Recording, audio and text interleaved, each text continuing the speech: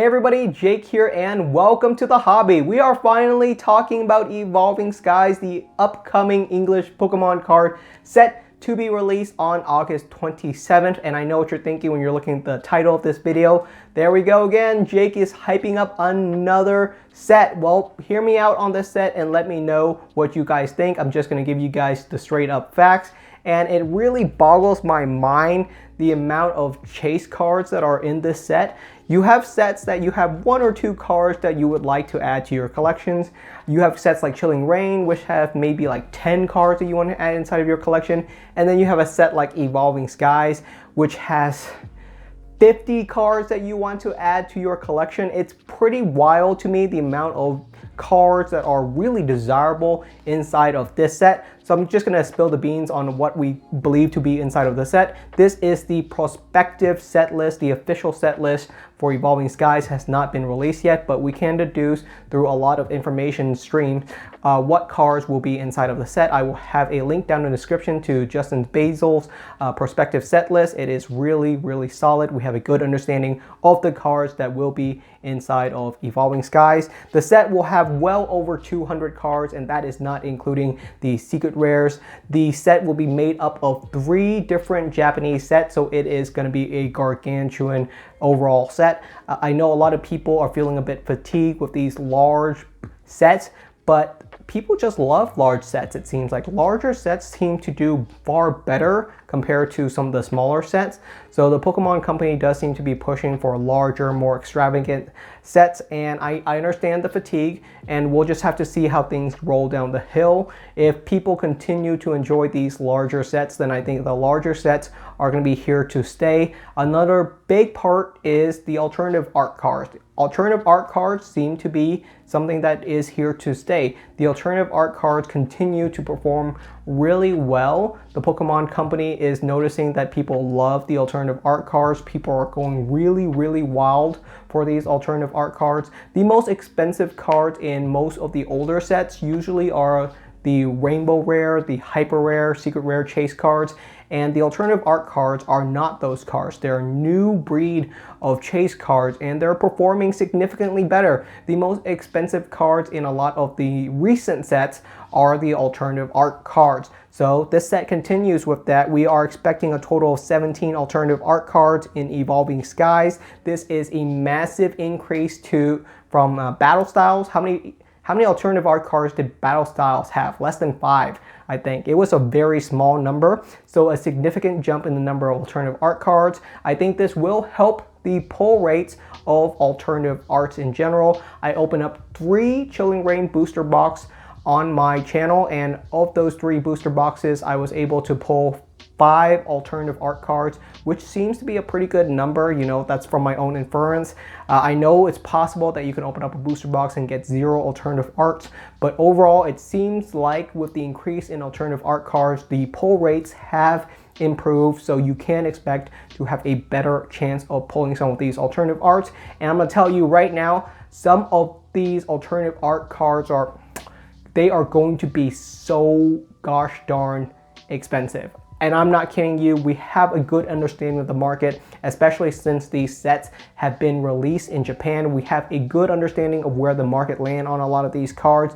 So I'm gonna give you guys some of the numbers, and it's gonna be pretty darn ridiculous. Looking at the alternative art cards, some of the ones that were cut from the list include the whole entire Vaporeon, Jolteon, and Flareon lineup. So if you are a fan of those 3 evolutions, those are not going to be available inside of Evolving Skies. They are most likely going to be available in later promo boxes of some sort. This is super common. Jolteon, Vaporeon, and Flareon always seem to end up in some form of tins as promo cards. That's the way things go. So I do expect something very similar. The Rainbow Rare cards from Evolving Skies look to be really, really solid as well. The Rainbow Rare cards are not the chase cards anymore. They're still really, really hot, but they're not the chase card. They are by far not the most expensive cards in this set. But you can expect to see some really cool Rainbow Rare cards, including Gyarados VMAX. Gyarados is making a return in Sword and Shield. We have Umbreon VMAX, another huge chase card. And the big daddy is going to be the Rayquaza VMAX. Rainbow Rare. That one is going to be really hot as well, but these are pale in comparison to some of the other big ticket chase cards from Evolving Skies. I strongly believe Evolving Skies will give us our most expensive chase card ever, and I'm going to base that on current market data from what I'm seeing from the Japanese sets, but I'm very confident that Evolving Skies will have some gargantuanly expensive chase cards. It's pretty much a sure thing, and it's going to be very interesting. We've seen some expensive chase cards in the past. We've seen the shiny Charizard V, which reached around $400 on release. We saw the Pikachu V Max, which reached $400 as well on release. I think Evolving Skies is going to give us our first card that is going to very strongly be over $500 in terms of value. Easily over $500. I might eat my word. I might eat my word. I hope I eat my word, because I don't know how I feel about a $500 chase card in a modern Pokemon card set. That just scares the heck out of me. So we'll really have to see how the market handles it. But yeah, let's go over the big ticket items, and you guys let me know what you think, if these cards are going to be expensive or not. There are 4 expensive chase cards inside of Evolving Skies. Give or take, you can argue what is considered expensive. However, I do think these are going to be the 4 most expensive cards inside of Evolving Skies, and I might be wrong, but we'll see. I'm very confident on this list, but 2 of the big chase card is going to be the alternative art Sylveon V Max, as well as the alternative art Umbreon V Max. I think the alternative art Sylveon V Max will be perhaps the 3rd or 4th most expensive card from this set, and the Umbreon V Max will probably be the 2nd, if not 3rd most expensive card inside of this set. Both of these cards are showing record sales inside of the Eevee Hero set. These cards are being sold for upwards of $300 to $400, and if we know anything about the English set, they tend to command a bit of a higher price compared to the Japanese cards. There is a significant higher market demand for the English versions of these chase cards. So I can imagine that these cards could go over $500. However, these are not the big ticket items that I'm specifically talking about. There are 2 other major chase cards inside of Evolving Skies, and that is the alternative art Rayquaza V, which I think is absolutely gorgeous with Zinnia in the background, and the other big chase card, the Big Daddy, the most expensive chase card that I think we've ever seen inside of a modern Pokemon card set, and that is going to be the alternative art Rayquaza V Max. This card is heavy.